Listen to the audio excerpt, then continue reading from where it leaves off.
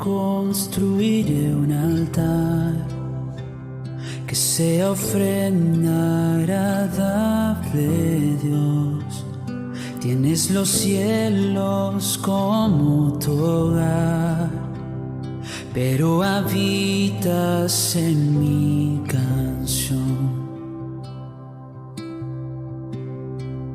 Ángeles, a ti, Señor. Hola hermanos, muy buenos días. Es un gusto poder estar con ustedes esta mañana y juntos estudiar la palabra de Dios. Pero antes vamos a hacer una oración para que Dios hable a nuestras vidas. Señor, gracias te damos por esta mañana porque tú nos has permitido la vida. Permite que este estudio que vamos a tener sea ministrado hacia nuestras vidas, hacia nuestros corazones y que podamos poner por obra tu palabra. En el nombre de Jesús, amén. Muy bien. Nuestro estudio se encuentra en el libro de Hechos, capítulo 8, del 1 al 25, y lleva como título La iglesia perseguida y dispersa. Los primeros 3 versículos nos habla de un primer personaje. ¿Y quién era él? Era Saulo. Saulo todavía no tenía un encuentro con el Señor Jesús. Es el que hoy conocemos como el apóstol Pablo. Y él se dedicaba a perseguir a la iglesia. Y dice en el primer versículo que él aprobó la muerte de Esteban. Y en aquel tiempo hubo una gran dispersación, la iglesia fue perseguida y fue dispersa en varias regiones, dice que en Samaria, en Judea, y que solo los apóstoles se quedaron allí en Jerusalén y que los demás discípulos tuvieron que salir. Y que unos hombres piadosos fueron los que hicieron gran luto por Esteban y lo enterraron. Dice que también ahí Saulo causaba grandes estragos a la población, a los primeros cristianos. Iba de casa en casa y los perseguía, los sacaba, los arrastraba y los ponía en una cárcel. Entonces, bueno, aquí vemos que la iglesia, en estos primeros inicios de la iglesia cristiana, los primeros cristianos sufrieron mucha persecución, estaban todos miedosos, temerosos, inciertos a dónde iban a ir. Pero bueno, dice en los siguientes versículos, los primeros 5 versículos, nos habla de otro personaje, es Felipe. Felipe fue uno de los 7 diáconos que fueron elegidos junto con Esteban, para servir a las mesas, para servir a las mujeres que tenían necesidad, a las viudas y a las personas pobres. Pero una de las características por las cuales fue elegido Felipe es que era un hombre temeroso de Dios, un hombre de sabiduría y un hombre sobre todo lleno del Espíritu Santo. Dice que cuando él llegó a Samaria, él empezó a predicar la palabra de Dios. Toda la gente de Samaria lo escuchaba con mucha atención y creían en la palabra de Dios y recibían con mucha alegría en sus corazones. Felipe empezó a hacer señales, milagros, prodigios, a sanar a los enfermos y la gente que tenía demonios pues era sanada, era libre de esos espíritus. Y aquella ciudad se llenó de mucha alegría. Un contraste, ¿no? Con los primeros 3 versículos donde hubo luto, donde hubo tristeza, donde hubo persecución. Y sin embargo, aquí en Samaria, una ciudad en la que los judíos no tenían nada o poca relación con los samaritanos, también habían recibido la palabra de Dios. En los siguientes versículos nos habla acerca de otro personaje, Simón. Simón era una persona que se dedicaba a hacer la hechicería, y tenía todas las personas ahí cautivas con sus engaños, con sus mentiras durante muchos años. Y dice la palabra de Dios que desde el más pequeño hasta el más grande, todos ellos seguían estas prácticas.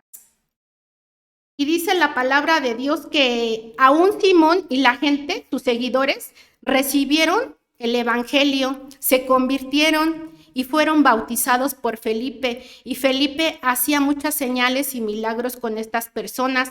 Y Simón pues estaba ahí sorprendido y estaba muy atento. Y a donde quiera que iba Felipe, también lo perseguía Simón porque estaba súper asombrado. Al enterarse los apóstoles que estaban en Jerusalén, que en Samaria estaba creciendo el número de creyentes, decidieron enviar a Pedro y a Juan aquí a Samaria.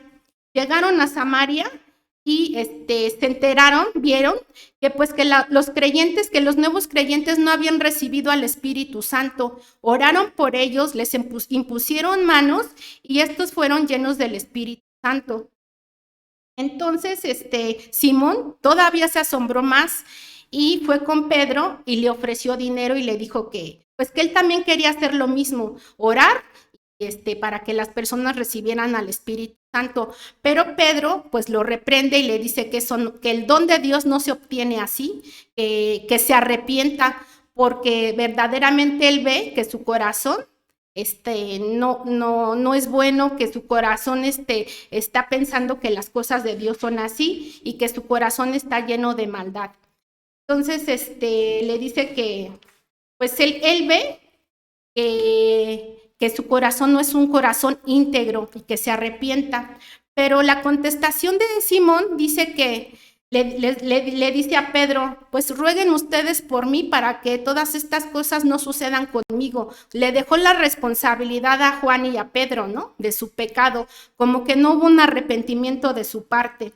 Dice después que Pedro y Juan, ellos regresaron a la iglesia de Jerusalén y en el camino de regreso iban pasando por diferentes ciudades, por diferentes territorios de Samaria y seguían predicando la palabra de Dios. Bueno, en esta lectura y en estos puntos hay 5 cosas principales que yo les quiero compartir de lo que hemos aprendido.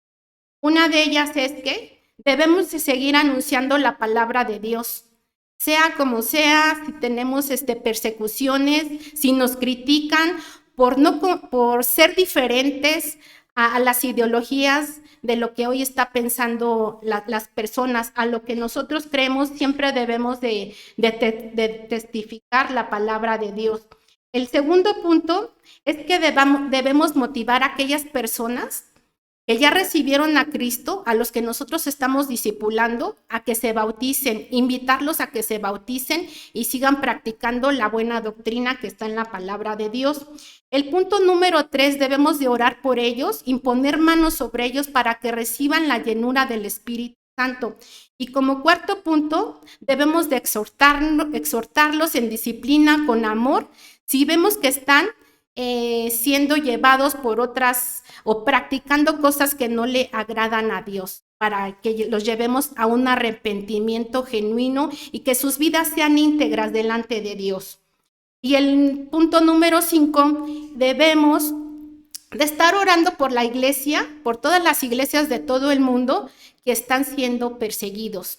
Hay una lista ahí mundial de 50 países donde nos dice que es muy peligroso ser cristiano. 1 de cada 7 cristianos es perseguido.